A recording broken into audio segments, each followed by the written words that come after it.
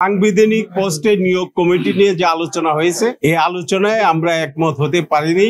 আমরা গণতন্ত্র মঞ্চের পক্ষ থেকে আপনাদের সামনে উপস্থিত হয়েছি।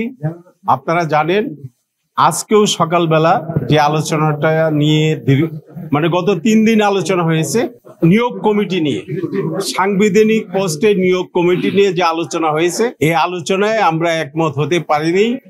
বিএনপি সহ বেশ কিছু দল এটার বিরুদ্ধে অবস্থান নিয়েছে, কিন্তু আমরা মনে করি যারা নিয়োগ কমিটি থাকা দরকার। এই নিয়োগ কমিটি না থাকলে আবার ফ্যাসিজম স্বৈরতন্ত্রের উদ্ভব হতে পারে।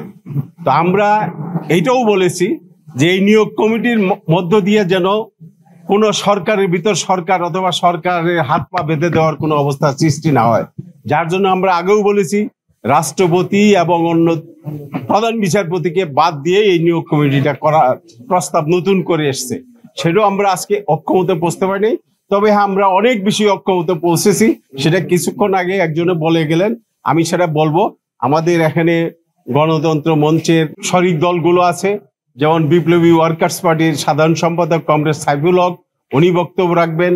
জাসদের জনাব প্রেসিডিয়াম সদস্য জনাব সিরাজ মিয়া উনি বক্তব্য রাখবেন। নাগরিক ঐক্য বক্তব্য রাখবেন এবং এখানে তারা বক্তব্য রাখবেন।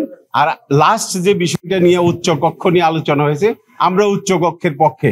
আমাদের নেতা ডাক্তার জাফরুল্লাহ চৌধুরী এবং স্বাধীনতার পতাকা উত্তোলক আসম আব্দুর রব, আমরা দীর্ঘদিন যাবৎ উচ্চ কক্ষের পক্ষে। আপনারা জানেন রাজপথে লড়াই সংগ্রামে ছিলাম। আমাদের নেতা উনি মৃত্যুবরণ করেছেন।